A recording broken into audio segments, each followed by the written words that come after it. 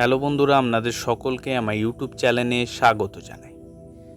ধ্যানাসন বা মেডিটেশন কিভাবে অভ্যাস করতে হয় দেখে নিন। মেরুদণ্ড সোজা রেখে পদ্মাসনে বসে বা সুখাসনে বসে ধ্যান মুদ্রা এটি খুব মনোসংযোগ সহকারে অভ্যাস করবেন। আপনি যে স্থানে অভ্যাসটা করবেন সেই স্থানটি যেন নিরিবিলি হয় এবং অভ্যাস করবেন ভোরবেলা বা সন্ধ্যার সময়। যতক্ষণ পারবেন চোখ বন্ধ করে বসে নিঃশ্বাস প্রশ্বাস স্বাভাবিক থাকবে, এইভাবে অভ্যাস করবেন।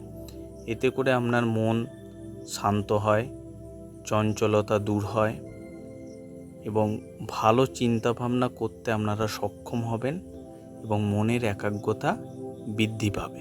ধন্যবাদ।